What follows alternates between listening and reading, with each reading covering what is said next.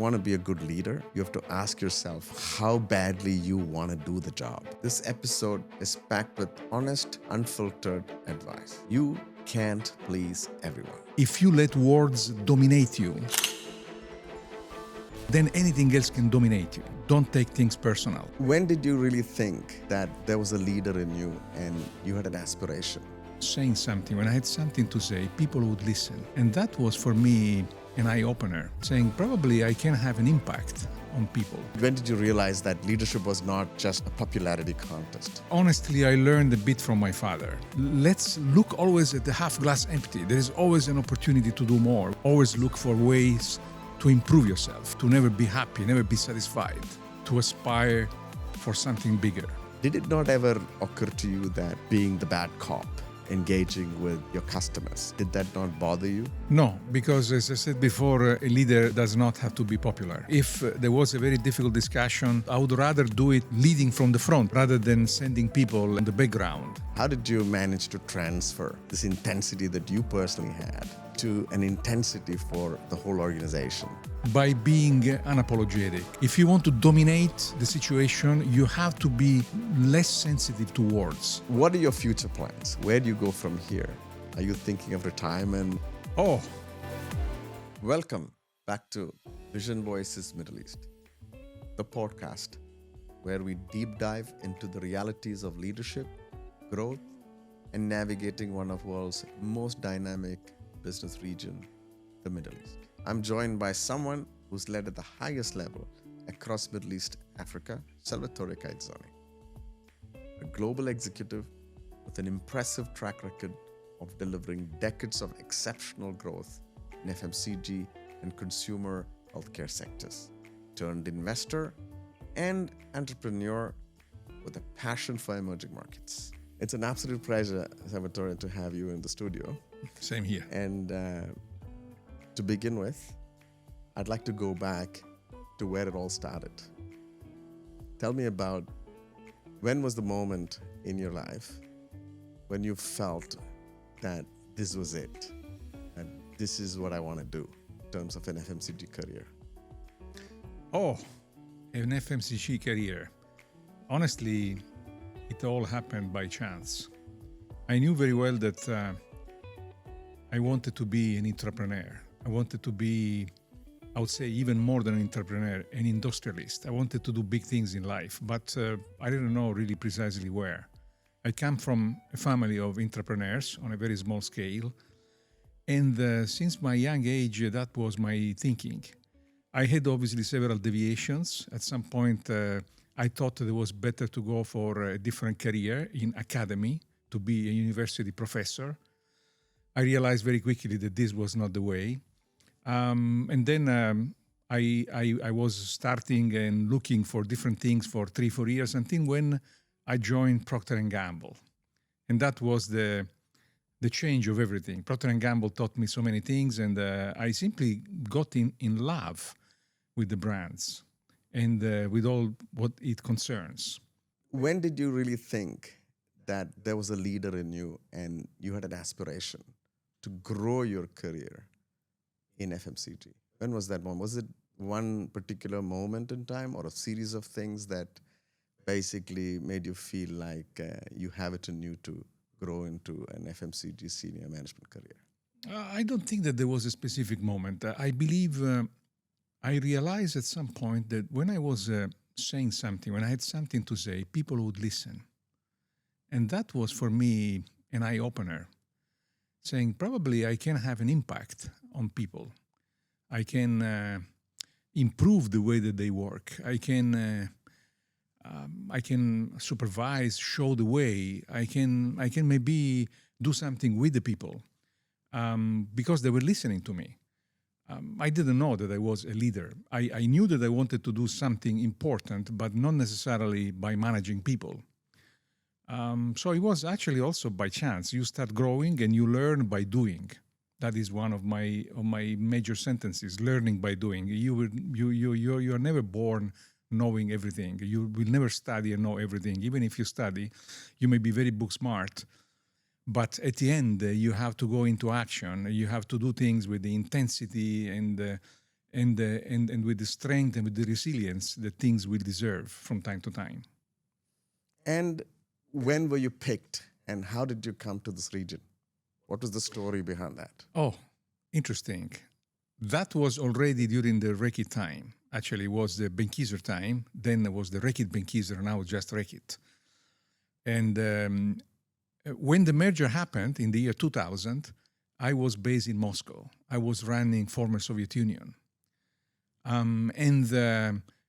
We made a very big, a major turnaround from an unprofitable company in the space of a bit more than a year. We turned into an extremely profitable and successful company, growing volumes like if there was no tomorrow. So at that point, all the management eyes were on me, and I was one of the top candidates, obviously, for some promotions. So in 2001, I was asked, by the end of that year, I was asked actually to take over one of the regions, of the 9 regions that the world was divided into. And this region was Africa and the Middle East, and this is how everything happened. My first destination was South Africa. And we decided, without even visiting the country, we decided to move to South Africa because we were very much taken by the opportunity, me and my wife at that time, of moving to Johannesburg, of visiting a completely new continent that we knew barely. There was Africa and the Middle East. And as you probably know, after only a few months, I think it was July of 2002, after 6 months being in that post, I wrote a recommendation to our CEO by telling that is not the right location because the big growth of this region will come from the north. I have to be closer to where the growth is. And this was the Middle East, it was North Africa. And also, second point, I was telling I cannot do a double-hatted job being the general manager of the largest business, South Africa, and the regional director of the African continent and the Middle East and Pakistan. So I wanted to have a single-hatted role so I could be much more focused on people development, on strategy. And my CEO, in the space of maybe a few hours, called me and said, approved, go ahead. Wow. And this is how the actually regional office of Dubai for Rekit Benckiser was opened. It was 2003 when I moved in January, and we started this new venture. As they would say, rest is history. Rest is history, yes. Because you built a decade of great performance of the company, and you fell in love with this region. So, what are your, thoughts about this region? That you have lived and worked and succeeded. At that time, I think there were some parts of the world that were like best kept secrets. Within the company, many people, many senior managers, especially in headquarters, they were considering this part of the world as marginal, as periphery. And they were also not really believing that they were wrong because many of their competitors were doing the same, of our competitors. And as a matter of fact, I have to say, many of the countries within this region, they were not very competitive. There was a lot of opportunity for first comers, for the companies, the brands that will be the first one to establish themselves, invest, building serious infrastructure, and trying to earn actually the heart of the consumers. And this is actually what I saw happening. I was given the job. My job was Africa and the Middle East and West Asia, that included Pakistan. And these were the geographies I had to focus on. And I saw by building my growth model where the growth was coming from, and speaking obviously to the people and aligning all the objectives and building our 5-year strategy, which for many of the people at that level, there was already a very futuristic strategy. Everybody was focusing on let's deliver this year or next year maximum. And I have to say that strategy happened because we multiplied the business of this region 5 times in the 8 years that I was running it. And I'm not talking about profit because I risk to be very, very impolite. Sure. And I guess, the leadership journey was kind of taking off, managing such a large region with a significant amount of people also you being responsible for. When did you realize in that, leadership journey of yours that it was not about being liked? When did you realize that leadership was not just a popularity contest? This, honestly, I learned a bit from my father. I learned within my family, within my environment where I grew up. And one thing that I have to say I thank my father for is to have given me the hunger and the desire to aspire for something bigger at any point in time in my life, to never be happy, never be satisfied, always look for ways to improve yourself. So that was also my motto, I can say, even from the Russian times, that I was sharing with my teams, with my people, with my managers. Let's look always at the half glass empty. There is always an opportunity to do more. We were growing 70%. Okay, it's amazing. Our competitors are growing 5%, or some are even declining. But maybe we could have made 80, 90%, 100%. There is something missing there. And clearly, it is not just talking back to the question about leadership. It is not just about strategy, about vision. It's about intensity of your implementation. Nobody can win if he has a great idea or if he can convince people that your idea is beautiful. You always have to follow up, to be there on top of every single member of the team, making sure that nobody is left behind, because one little wheel of the machine, it can slow down the entire machine. So the intensity is what I was focusing on, and that's why I wanted to have a single hat job, that I could be focused and travel much more than I would be possibly doing if I was also running one large country. It's one thing, to have a personal intensity. It's one thing to be able to run, the way you do, but it's another thing to bring people along in that, journey. Right? How did you manage to transfer this intensity that you personally had to an intensity for the whole organization? By being unapologetic. I would say another motto was don't take things personal. Somebody bigger than me said, if you let words dominate you, then anything else can dominate you.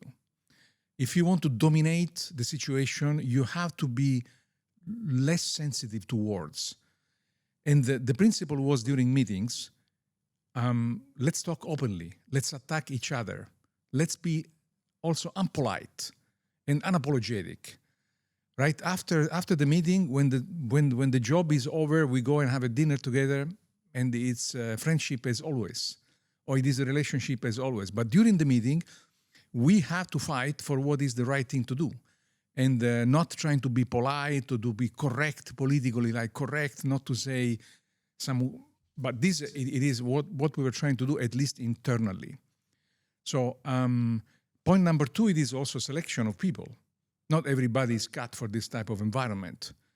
Some people, they wanted to do it. Like some people say, I wanted to be an entrepreneur, but ultimately you don't have the guts. You don't have what it takes to be one. And you don't have to be frustrated for all your life trying to chase a dream that is not yours.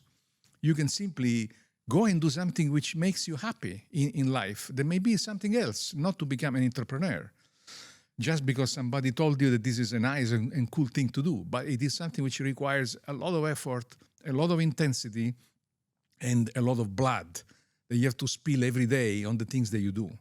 So selecting the right people is important. People that have the same vision, they share the same values that you do. And I'm very happy because when I was finding out some young people that, in my view, they had what was needed, I would not hesitate to give them opportunities, to make them make mistakes. And I think you're one of them also, probably, because at some point we have given you some opportunities that maybe you didn't agree 100% at that time. But this turned out, I believe, at the end to be the right thing to do. Yes, I remember that time when you came to Saudi, and when I was all looking forward to get that next big promotion. how you basically landed the news to me that there was a certain exposure I needed to have and fill the gap in my career. And I had a big important decision to make at that point in time. Take a cut in my pay, move out of Saudi to a more challenging market, and then be able to humble myself to accept that there was something missing. So yes, I think you're absolutely right that some things were difficult at that time for me to understand, but there was always a greater good in following good advice from people who have been there and done that. And it was purely a leap of faith at that stage when I took that challenge. But yeah, that's the kind of conversations, I guess, that leads you to surround yourself with people that basically are of similar metal. Let's put it like this. But does that mean that you were basically running a ship that had only a type of people, like what we call the alpha males, in your vessel, or how diverse, how important was diversity at that at that point in time? How did you look at diversity? We're talking about many years ago, obviously, over 20 years ago, or such, and the number one priority during Reiki time was performance, was not diversity. But I have learned and I have seen it actually that any group, large group, needs people of all different types. There are the alpha people, as you call them, who are normally in top positions, maybe general managers or head of the departments. And then you need to have a lot of different people that are also very crucial and important for the success of the organization. You need to have the solid contributors, people that maybe are not interested in running groups or being managers, but they are absolutely almost unreplaceable because their level of focus on the technical knowledge that they have is so high that they are also very, very crucial and important for the success of any organization. But one thing that I want to say that I'm not sure that came out earlier, it is about being actually unapologetic, being impolite, and being forgiven also. Meaning do not carry anything. So just think that whatever we are saying or doing is for business purposes, nothing is personal. Don't take things personal. In this logic, I mean, a leader, in my view, does not need to look for popularity. It's not a popularity contest. Actually, one of the questions that I normally try to explore, even today when I interview people in senior positions, is trying to understand how many times and what were the occasions when this gentleman or this lady made an unpopular decision. The ability to make unpopular decisions and to see things in the long run that maybe the majority of people they cannot see in the short run, that is an important quality of a leader. But clearly, that puts you in a position where you need to tackle with your, with situations where you feel very uncomfortable, because clearly, when you're leading people, you want them to be energized, you want them to feel inspired to work for you and to drive and move in the direction that you want, right?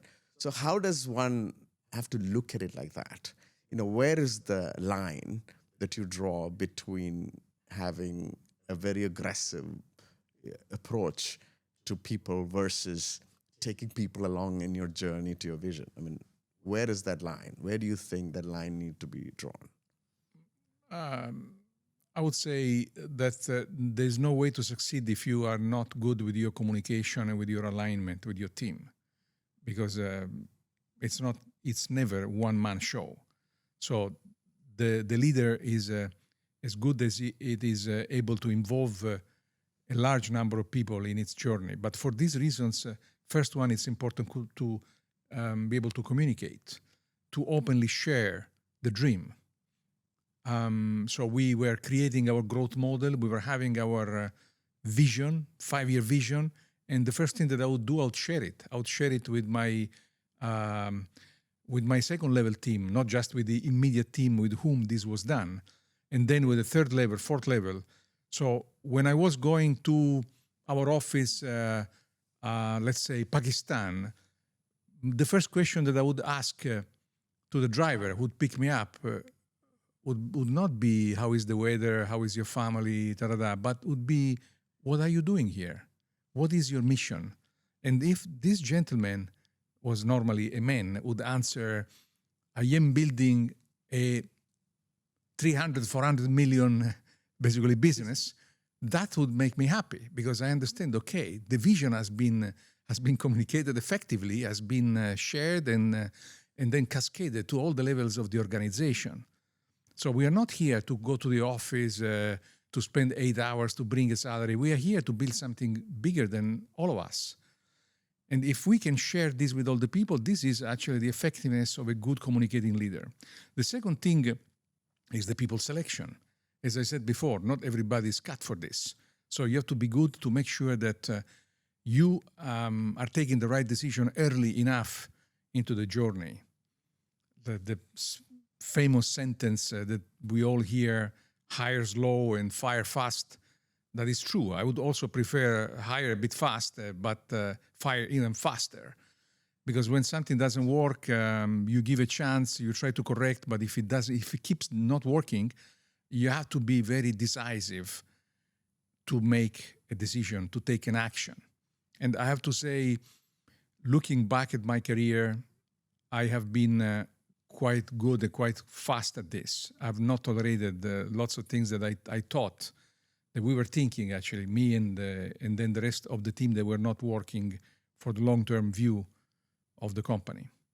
So if I look at what you're saying, essentially, I think you're saying basically when it comes to leadership, one of the first things that one has to look for is intensity, right? If you want to be a good leader, you have to ask yourself, how badly you want to do the job, which comes back to the story on intensity.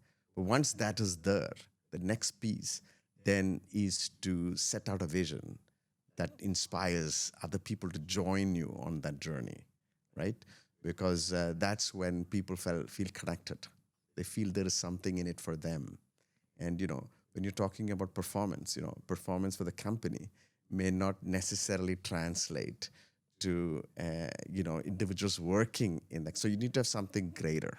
And I think that's what you alluded to by saying that, there was a 5-year, Right. plan that you were basically sharing with the organization. And then you speak about hiring people, who have similar, makeup that you want. So building a culture, basically, of performance beyond everything else. Like, some leaders, they talk about, we have a family. We say this is a family. And it's a quite often used terminology to describe the employees.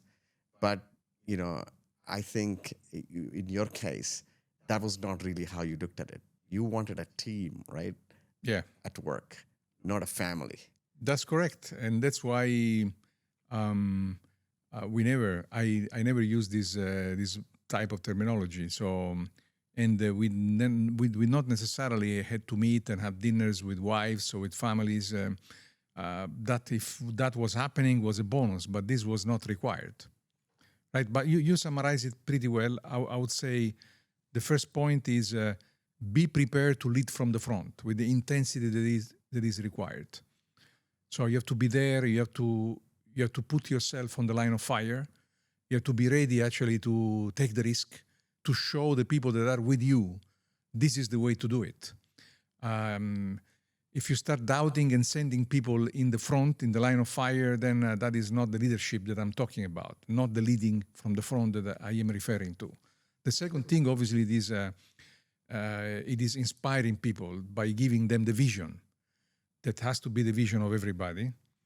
The third thing is also making sure that you have the right type of individuals, not only the right team, because the team is made by individuals. So the individuals that have the same feelings. And all of this can be summarized with the magic word culture of performance. Actually, culture of outperformance, as we were defining this at that time. I still do remember, a couple of meetings where we had to go and engage our distributors, whether it was rationalizing margins, which is one of the most difficult conversations that we've had in the past, that you never really shoved, people working for you to be able to be the ones to deliver the message. I remember that, you always were there with the team, right? Putting your body in the front to have those types of conversations. Did it not ever occur to you that, to an extent, you were then being the bad cop, engaging with your customers? And did that not bother you? No, because as I said before, a leader does not have to be popular. So the concept of vision expands also to our partners, our distributors, or when it comes to the media world, the agencies, all our partners, they had to have a similar vision like we had to understand really what we were chasing, what we were going behind.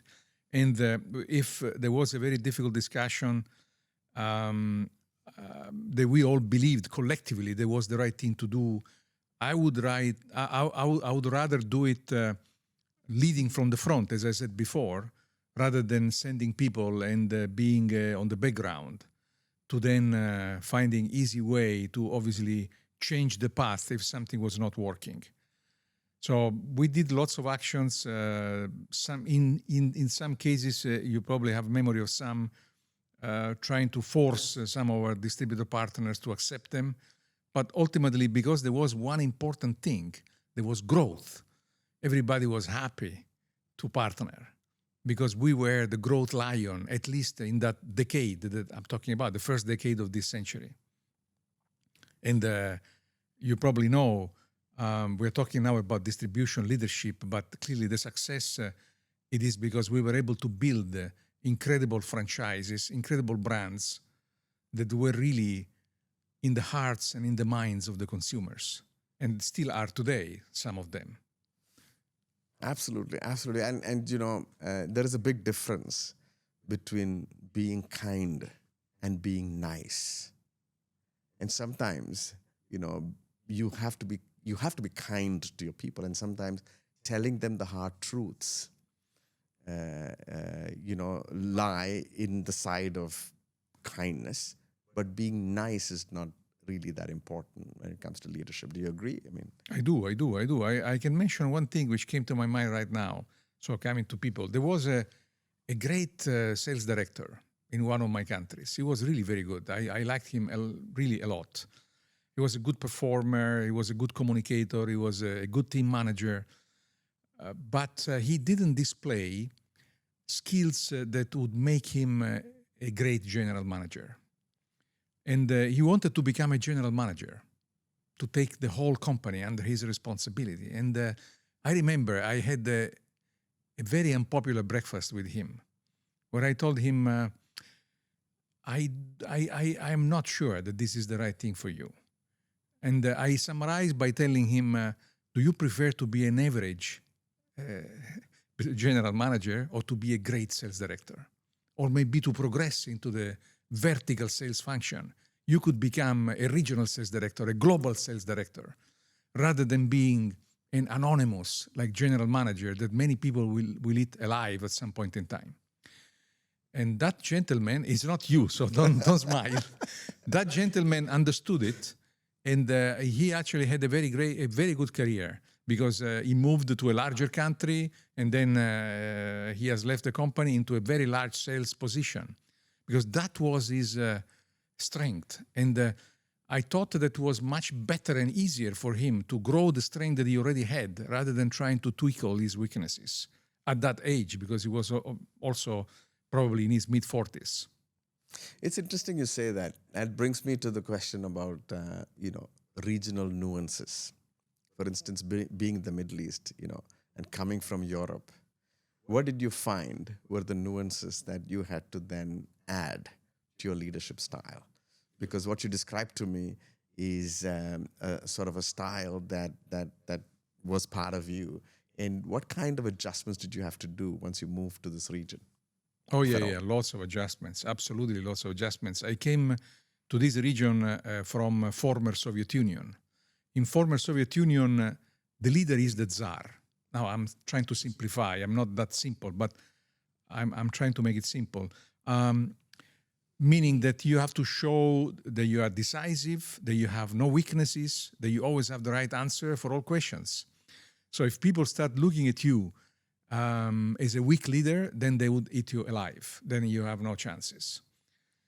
When you come to this region, there are lots of differences because also it's not one place. There are many different cultures. So if you go to South Africa, I would say you have to be open to listen. You definitely have to be a bit more democratic in your approach. And you have to be actually able to make people feel more and more part of this journey. If you go to other parts, like to the Western African side, clearly it is a different type of approach. Now, don't let me talk about all the various differences, but there are differences. And you have to be flexible and adaptive, so trying to do the right things for the right culture that you have in front of you, so that everybody is involved, is motivated, is engaged. We actually saw, because during my time we started doing actually engagement surveys, that at that time there was something almost unknown. The first engagement surveys that we did, actually, we found out very different results. So the best region, actually, the best country in our region, it was Nigeria, where everybody seems to be happy. But we understood that this is also a cultural trait. People are normally happier than normal. They live and they're happy with little in general. And they try to give you the answer that you want to hear. Doesn't mean that they are all so happy. While, for instance, if you go to South Africa, they are a bit more half glass empty. So you see all the issues much more. Similarly, on a global level. So there are countries like Brazil, where normally people are very happy, and in engagement scores, you have higher numbers compared to countries like Scandinavia, Germany, where normally there is a bit more pessimism in the way that they see things. So you definitely have to be flexible, not only from a cultural point of view, because clearly when it comes to the Middle East, many people think about, okay, they are Muslim countries, you have to be actually sensitive and very respectful of the local customs. Of course, this is true, but this is true everywhere. In any local culture, you have to be very sensitive and very respectful. I have several friends who are Arab, who are local Emirati or Saudis, and I find them very, very pleasant people, and people that you want to spend time with, because they understand probably 3 or 4 different worlds, which it is not the case with people from Europe. Many of them, they are exposed only to Europe, and they understand the Western culture. They don't understand the Eastern culture or the Middle Eastern culture or the Asian culture. So that is an important plus. I have to be very thankful, because living in this part of the world for me has been a great learning curve. And I'm very, very grateful actually to the opportunities that I've had. Sure. I mean, look, you've shed light on quite a number of things in this conversation. But the one thing that really stood out was about this point on intensity. Whether you're working and building your career in a company as an employee, or if you're out there trying to make your dreams come true through an entrepreneurial journey, I think in both cases, to have that intensity and passion for, and to have that drive to keep going appears to be something that you have emphasized in this conversation. And, beyond that, of course, there is this thing about surrounding yourself with people that you believe can, talk the same language of performance above everything else, and share that set of values that you think can take you to that particular success. So what are your future plans? Where do you go from here? Are you thinking of retirement? Are you thinking about, how are you considering where you want to go from here? I just turned 61, and speaking to my wife, she was telling me, okay, now it's time for us to enjoy. We have everything. We have built a very nice family. We have we don't miss anything, so let's take it easy. The point is that it's not me. I cannot take it easy because it's not in my DNA. So one of my favorite sentences is, "I will never retire. I will probably die in a boardroom, or I will die on a store visits, visiting some markets." Why? Because I don't believe in this. I don't believe in people retiring. I think people retiring, it means people dying, people finishing with whichever stuff they're doing. And it's very important to keep your brain always engaged. So my point is that I have actually built my life now in such a way that I have discharged all the executive roles. I don't have any more executive roles in any of my companies. So I am only a non-executive. So I'm either chairman or board member, or in some cases, when it comes to the fund, I'm a venture partner. So which allows me to have a lot of free time, because I have approximately 120 more or less days a year where I am busy. And I have time to think, I have time to do the things that I like, I have time to keep fit, to go to gym, to think of myself, to have a very good nutrition, to travel, to do things which make me also more curious and find out new trends, listening to new things, just going out and going around. So this is the way that I see actually me aging. If I'm lucky enough actually to live for some time, I would like to be always active rather than sitting down and being retired. It has been a fascinating conversation, and I hope that people listening to it will take something out of it.